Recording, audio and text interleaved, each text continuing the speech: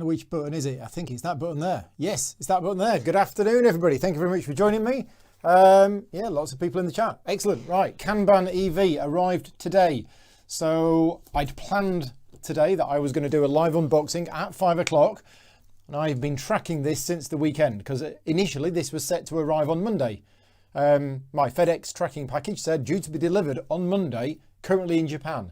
And I was like, well, how's it going to get delivered on Monday if it's still in Japan? Anyway, it arrived this morning. I'm going to be doing an unboxing. Next week, I'm going to be starting to film one of my tutorial videos for this game. It's going to take a few weeks to do. So it will be out. The video will be out at some point in October, probably nearer the end of October. Anyway, let's crack on. This is, I think, the 6th game in the Vital Lacerda big box series. We've got Heaviness Deluxe, Lisboa, Gallerist, On Mars. What have I missed? I counted them earlier on. I've forgotten one. What have I missed? Lisboa, Gallerist, On Mars. I can't remember. Not CO2. I don't have CO2. But anyway, yeah, this is the next one. So it's the same size box. And you will notice straight away that the box lid doesn't fit. A little concerned about the quality of the rulebook. Yeah, the rulebook. Escape plan. That was it. Thank you. Yeah, I'm hoping the rulebook for this is good because it took me months. So you'll notice straight away that the lid doesn't fit on the box. That's because the punch boards are in there. Once it's all unpunched, it will fit. But it's exactly the same size and shape as the other ones. So they all fit together on the shelf. Ian O'Toole, again, masterwork, artwork. And this is an MPC, okay? This is a mass production copy. So this isn't a pre-production copy. This is, I believe, the second mass production copy that came off the print run. The first one went to Vital. And here we go. Now, where is my remote control? Here is my remote control. Ian's here. Hi, Ian. Thank you very much. So you mentioned Ian's name, and Ian magically appears on a YouTube video. So, yeah, there we go. Okay. Now, one of the things that I like with producing videos for Vital's games is every single day when I get up, and even multiple times per day, I have to set the white balance on my camera. And I do that by pointing it at the inside of the box, which is a nice white. So it means I don't have to fetch my extra sheet of card. Yeah, just a little note. There you go. Anyway, so there's the box. Here's the rule book. So this is the first time I've seen the physical rule book because I spent weeks and weeks staring at this in PDF form. We have the solo rules. We'll look at those in a minute. We have some adverts. We have some extra bits. This is the speed charger expansion. We have expand your game with 2 expansions, the speed charger expansion and the special garage tile expansion. Okay, well, there's the speed charger expansion. Okay, oh, we got an extra little box here. I'm going to look at that in a minute because that's the heavy. It's a heavy box. Okay, yeah, we'll have a look at that in a minute. We've got some packing foam, which you don't need. And we've got these. Is this the... I can't even remember now. It's been so long since I worked on this. But yeah, wow, these are thick. These are thicker than normal, I think. Yeah, these are big and chunky. I think this is the other expansion that it mentions, the special garage tile extension. I think that's what this is. Right, so we have lots of punch board. We have 1 of 3, 2 of 3, 3 of 3. Oh, we've got a little thing here that says discard. It's already punched itself out. There you go. Let's put that back in. So 3 punch boards. Let's do Paul's punch test. Let's do it on the big piece first. Okay. Any... Nope, it's not left anything. So that's come out cleanly. Let's do it on some of the smaller pieces. Oh, yeah. So they're punching out. They're punching out fine. That one maybe not so much, but yeah. Okay, they're all good. Clean cuts. Yeah, oh, they're really punching out fine. Gone are the days from the 80s where it's tiny little bits of cardboard that don't punch out and you have to get your scissors out and oh, what a pain that was. Yeah, so anyway, all those bits are falling out. So we have these tiles and yeah, it is typical Eagle Griffin deluxe style components. So you're looking at 2.5 mil I think. And yeah, that is sturdy. They're really good. Really good components on that. Right, let's have a look at the game board. Let's move that to one side, and I might need to zoom out a bit here. We will see.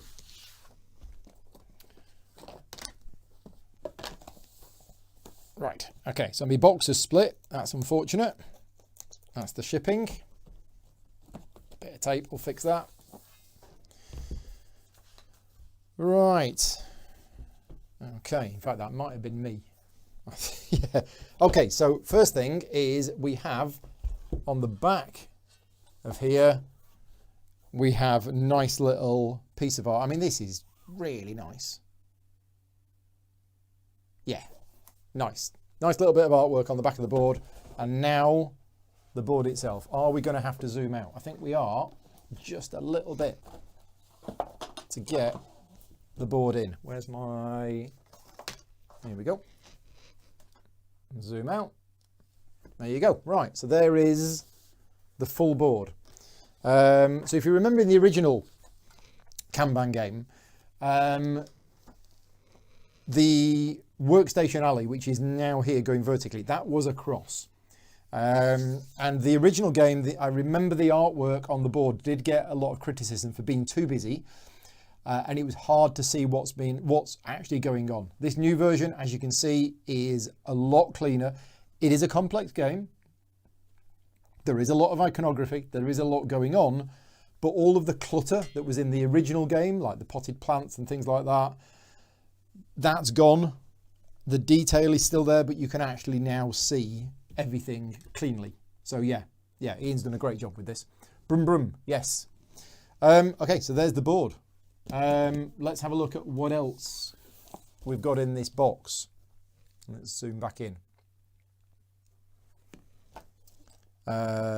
So we first of all have these player boards. Okay, it's 1 to 4 player game. So we have 4 player boards, and these are dual layer. So you can see, I don't know, can you see? Can you see? But there are spaces here where you put stuff. So for example, here is a design. This is your desk. It slots into there. Okay, so you get a design and you put it into there so that it's on your desk. And then when you turn that design into a car, you move it and you put it somewhere else. And I can't remember where because it's been a while since I worked on it. You have your garages up here. So you have tiles that go in there and you have speech tokens that go in here. Now, how did the speech tokens come out? Where are the speech tokens? I think the speech tokens are wooden. So we'll get to them in a minute. But yeah, you have speech tokens that go in here. And you have counters that go in here. But yeah, basically dual layer player board so that things fit in nicely and don't slide around. Again, premium quality game. Obviously, the cheaper the game is, you don't get this sort of thing. One of the other problems that some publishers have with dual layer player boards is they bend. These are not bent at all. These are perfectly flat. So yeah, they've done well. I can't remember what game it was, but I got a game about a year or two ago and it had dual layer player boards and they came out of the box and they were really badly warped. So there's obviously something in production. I think your card has got to be the right thickness. I don't understand the full production. I just know that another game I got, not from Eagle Griffin, I can't remember what it was, but the player boards were very warped. White back is going to get dirty fast. Rick's saying, can we play one day? We can, Rick. I'm more than happy to play, but it doesn't have any dragons in it. And I know you like your dragons, but no, Kanban is a game which, you know, I've got the original version and I've played the original version and it's like most of Vital's games. Your first 2 games you can just write off because you'll be completely lost. You won't know what you're doing. Just play your first game or your first 2 games, get them out of the way. Don't spend 6 hours playing a game like some people do and having to learn everything. Just play it. Just get on, play it, make loads of mistakes, get to the end of it and then play again. Yeah, the horror stories that I've heard of people playing his games, you know, 2 hours of rules explanation before you play and then a 4-hour game or a 5-hour game. Why? It's just, you know, it's a painful way to learn a complex game. Just get on, play it, play quick, make loads of mistakes, learn it as you go, then put it away, you won't do well. It doesn't matter, it's your first game. Right, so we have, yeah, nice little box here. Lots of little things, little trays that come out. Lots of little wooden components. Here we go. Let's have a look what we've got here. Paul Inkow's here as well. So Paul Inkow is one of the developers of the original game. So thank you, Paul, for all of your hard work at reining Vital in, where he goes off on crazy tangents and wants to do things that are insanely popular.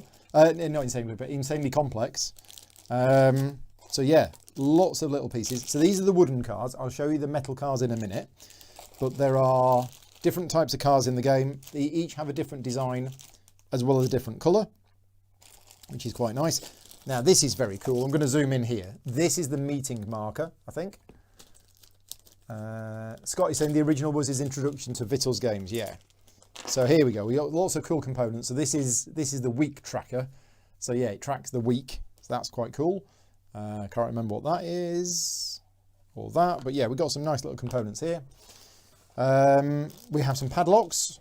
So the original game had little padlock tiles. Now we have actual wooden padlocks. Yeah, they're very nice. Lots of other bits. Plenty of wooden bits with silk screening on. Now I don't know what these are.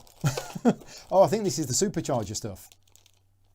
Yeah, I think that's the supercharger stuff. But yeah, lots of wooden components. Sandra. I believe that's Sandra. Yeah. There's a solo mode included in this as well, which David Turtsey did. So these are the speech tokens. Let me just take out the speech tokens and show you how they fit on the player boards. So this is the yellow player.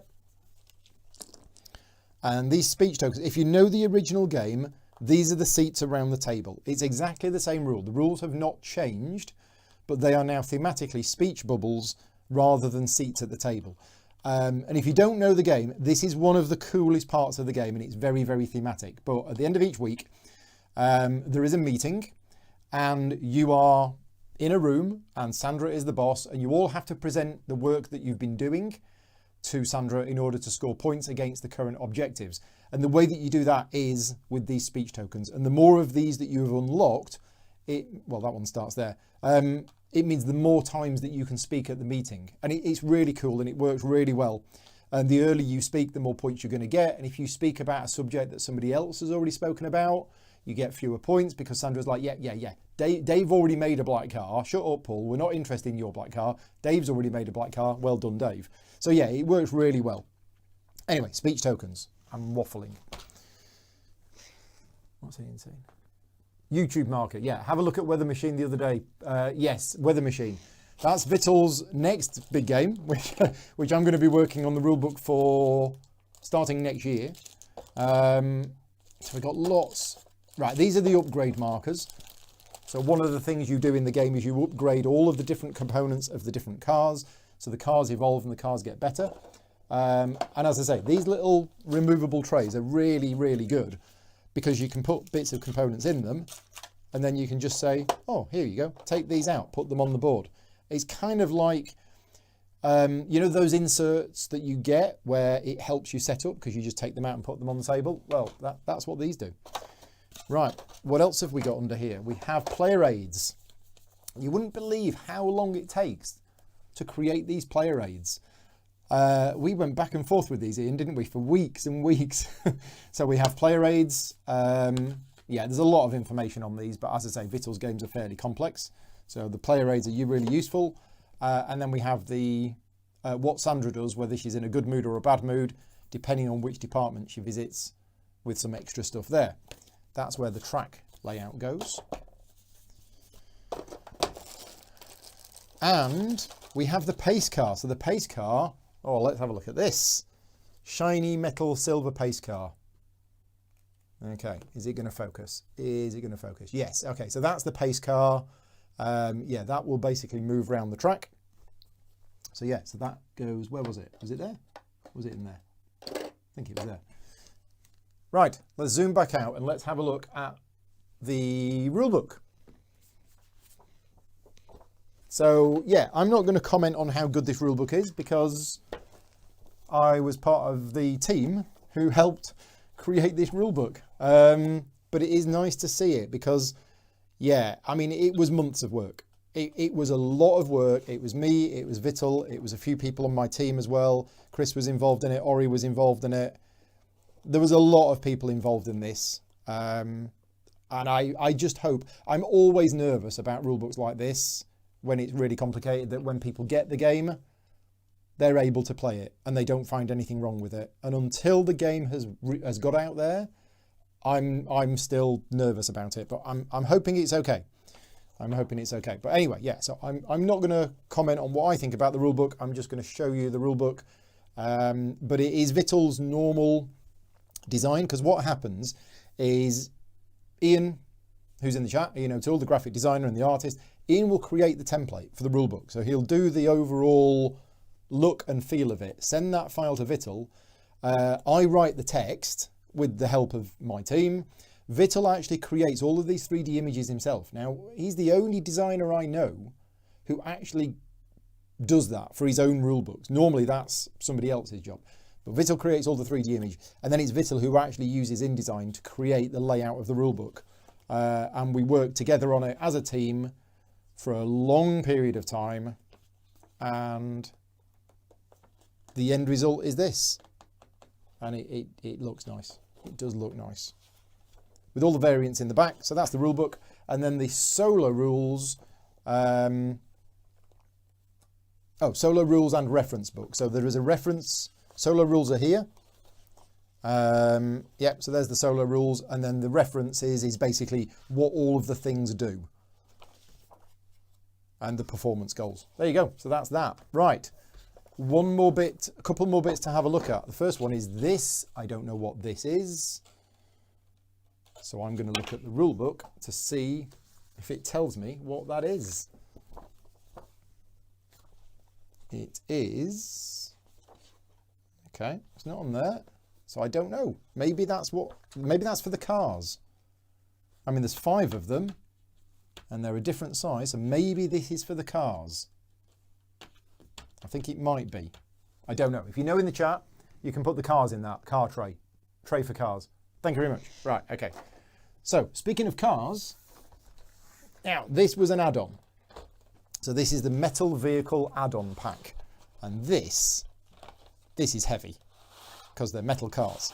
Okay, so there's the tray for cars. So that replaces this tray, but here we go. Yeah, this. So we actually have proper metal cars. Yeah, there we go. Of the 5 different types. Yeah, these are cool. These are really cool. So what happens in the game, if you don't know the game, but this is a factory, and you're working in various departments in the factory. Let's just zoom out a bit. Here we go.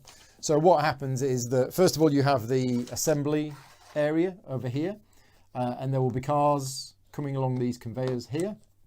Oh yeah, these have definitely got a nice weight to them. So yeah, the cars will be coming. You'll be basically constructing cars here in the assembly line. They will go onto here.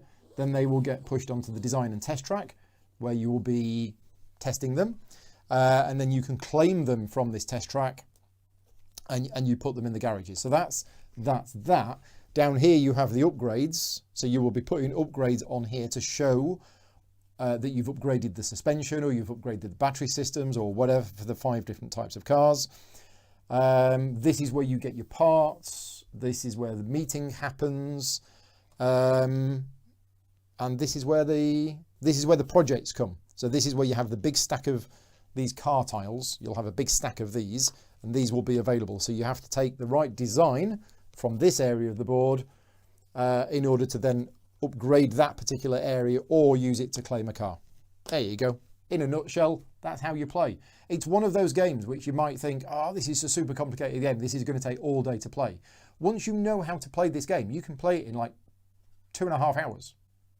Because it does actually go pretty quick, but your first game is going to be quite long. Any questions? I think I'm done. If there's anything else you want to see, let me know. Yeah, let's have a look at the chat. Jonathan's here. I like that the design isn't too busy. Yep. I wish we could remote control those cars. Oh, that would be nice, wouldn't it? Yeah. No, because when they said, oh, they're going to do metal cars, I didn't know how heavy they were going to be, but these have definitely got a good weight to them. They're all fancy. So Barriser has been saying that you've been playing with the new rulebook and Tabletopia, and all questions and corner cases you looked at were solved by the rulebook. Oh, I can sleep at night. Thank you for saying that. So yes, the game is available on Tabletopia and the rulebook is online. So apparently people have been playing it online using the new rulebook, and all corner cases that you had to look up were solved by the rulebook. That's really good to know. Ian is saying the Cybertruck was revealed right as we were finishing the design. It was a last minute change to reflect. Ah, right. Okay. So that's this then. I guess this is the Cybertruck.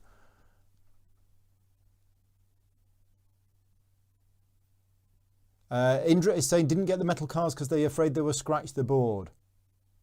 Interesting. Yeah, that's a very good point, because these tyres are not a smooth bottom. These tyres are actually ridged like tyres would be. Will it scratch the board? I don't know. I will let you know. Ask me in a year time after I've played the game a few times and see if it does scratch the board. It doesn't seem to be scratching the board, and I am scraping them across the board. Doesn't seem to be. I think it would be okay. Yeah, I think it would be okay. You have to sleeve them. Yeah, sleeve the cars. Scott is saying he found the new rulebook excellent, but you already knew the game. Yeah, that's a good point. What else is in the chat that I've missed? Let me have a look. See if I've missed any messages. Let me have a look there. Let me have a look there. Lee is saying being an improvement manager, he had to back this. Kanban in the lean world is all about visual management, which the game seems to have bucket loads. Cannot wait to get this copy. Yeah, it's one of those. It's one of those things, isn't it? I had never heard of the word Kanban until this game, and then I actually looked into it myself. And yeah, it is about lean manufacturing processes, just in time.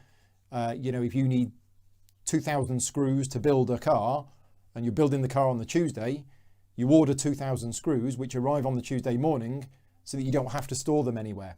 It's all about getting exactly what you need just at the point that you need it, and streamlining efficient processes and things like that. One of the other things that I learned as well about the Kanban methodology is the visual things.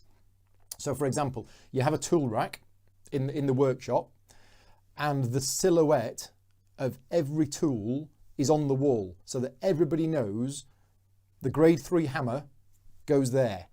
Okay? And when you borrow it, you take it, and when you put it back, you put it back. And it's all about streamlining and efficiency, because you need the grade 3 hammer. It's either over there. If it's not over there, somebody's using it. You don't have, oh, where's it? Oh, I think I've put it in that drawer over there.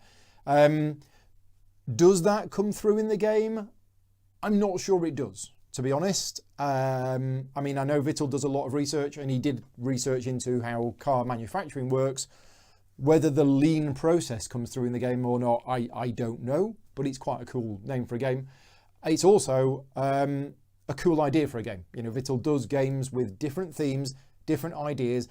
I don't know any other game out there that does car production, manufacturing like this, you know, as opposed to wandering around a medieval village building wooden huts and things like that. So yeah, quite a unique theme. Indra knows about Kanban from work methodology. Yep. Shelley's saying, Albert, it was the pink meeple I showed earlier. How does Kanban rank for you within the Vital catalogue? That's a good question, Paul. You're not allowed to ask me that. Ask me privately. But I do get asked this quite a few times. You know, for me to rank my Vital Lacerda games in order of which ones I like the best. Now, because I'm involved professionally with his games in terms of helping write the rule books, in some of his games doing some development work, and obviously creating the how to play videos, I wouldn't want to say, oh yeah, I like this one or I don't like this one. What I can do though is I can actually rank them. I'm not going to today because I'd have to really think about it. But because I was involved in all of his games, therefore I can rank all of his games because, you know, there's no bias towards the one that I was involved in and the ones that I haven't, because I've been involved in all of them.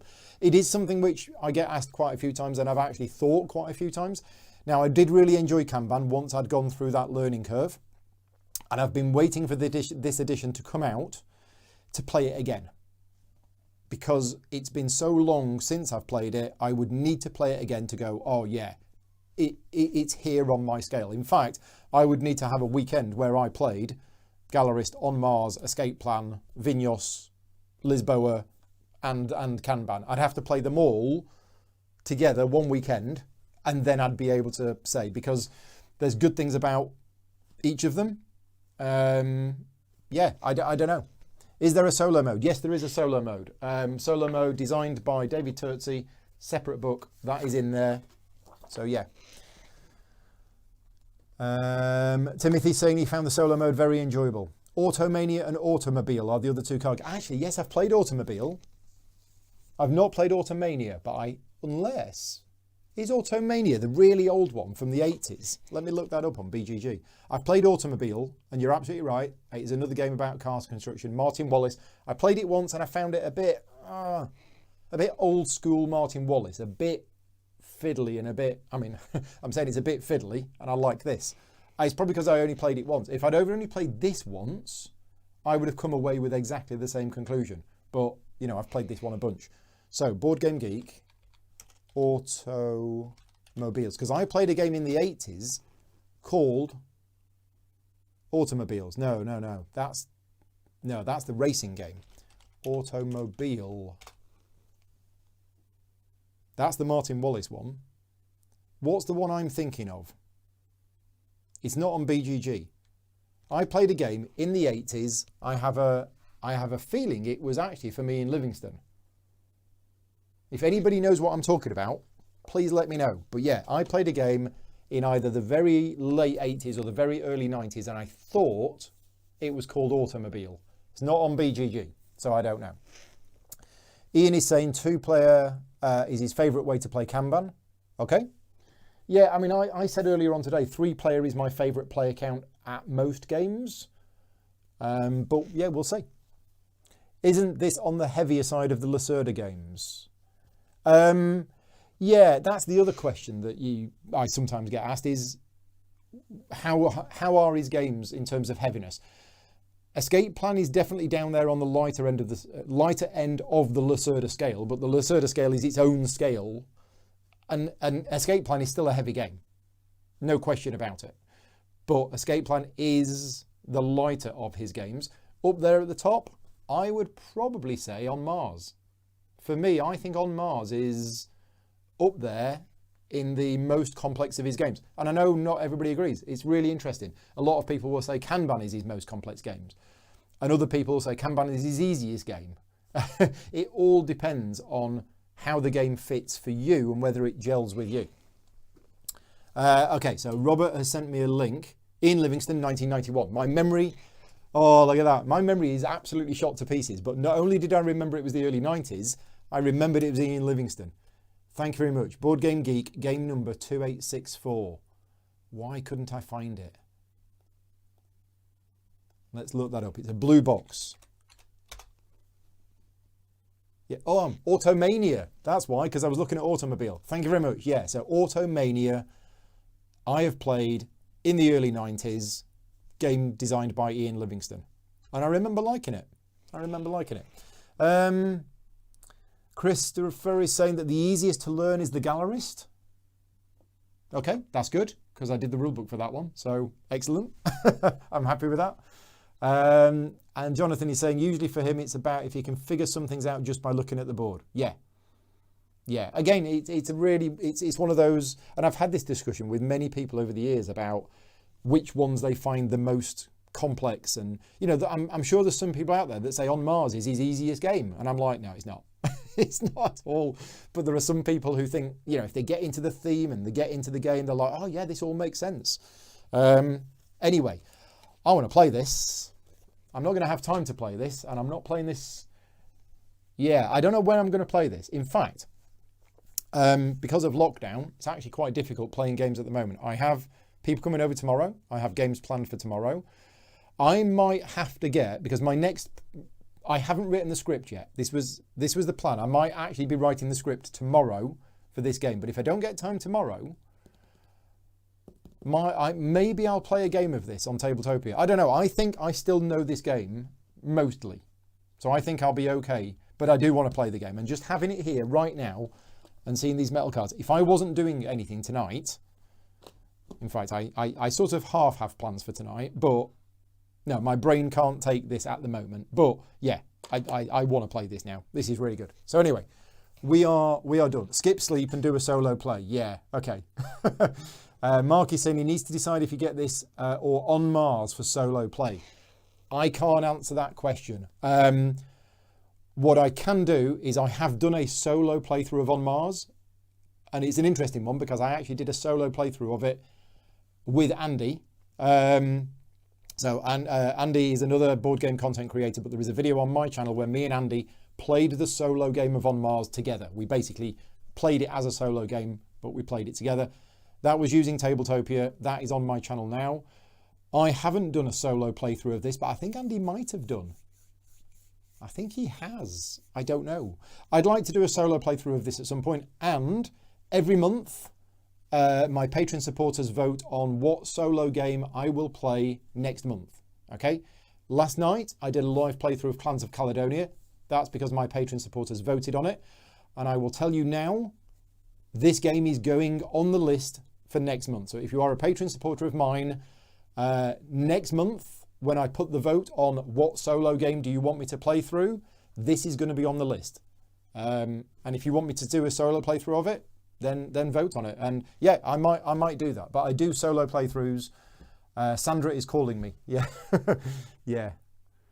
Paul is so feeling the physical taunt. I am absolutely feeling the physical taunt. Anyway, it's 5:30. I am done. I need to put this away now. And I don't know how it all goes back. And I need to find a home for the wooden cars. I think they might go in the attic in a big box of spare components because I'll be using the metal ones. But no, I'm going to sit downstairs and punch this out in front of the TV. And then, yeah, as I say, I'm going to be cracking on and starting to film the how to play video. I think Monday. Monday is when I'm actually going to start filming if I can get the script done this weekend. But it'll be soon. And the video will be out probably by the end of October. It's not going to take me a month to do it, but I have a number of other jobs booked in for October, and it might be that I film this one and then I have to put it to one side because I've got another project that is time dependent. But yeah, I'll be working on this over the next few weeks. Right, for now, thank you very much. Thank you very much to all of my Patreon supporters. This was not a sponsored video, so basically, this video and a lot of the other content that I make is purely funded through the Patreon. Thank you very much to all of my Patreon supporters for making these ad hoc videos possible. And if you like the content that I create and you want to support the channel, please check out the Patreon page. And yeah, that's everything. Thank you very much for watching. I will say goodbye. Thank you for joining me in the chat, and I'll speak to you all next time.